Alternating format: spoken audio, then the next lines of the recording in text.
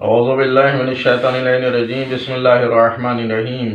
السلام علیکم محترم ناظرین و سامعین، آج پھر ہم نہج البلاغہ سے 2 حکمتیں لے کر کے حاضر ہیں، اور وہ حکمت نمبر 389 اور 390۔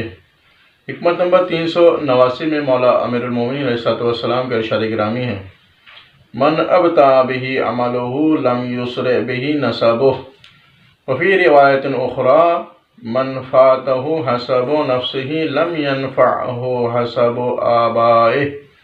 ارشاد 389 حکمت میں کہ جس کو عمل پیچھے ہٹا دے اسے نسب آگے نہیں بڑھا سکتا ہے۔ دوسری روایت میں کہ جس کے ہاتھ سے اپنا کردار نکل جائے اسے آباء و اجداد کے کارنامے فائدہ نہیں پہنچا سکتے ہیں۔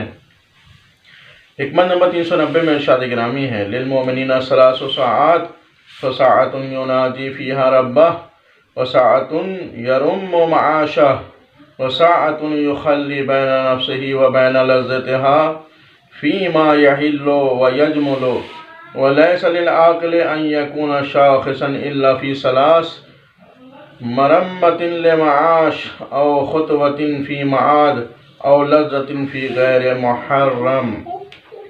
ارشاد 390 حکمت میں کہ مومن کی زندگی کے 3 اوقات ہوتے ہیں۔ ایک ساعت میں وہ اپنے رب سے راز و نیاز کرتا ہے، اور دوسرے وقت میں اپنے معاش کی اصلاح کرتا ہے، اور تیسرے وقت میں اپنے نفس کو ان لذتوں کے لیے آزاد چھوڑ دیتا ہے جو حلال اور پاکیزہ ہیں۔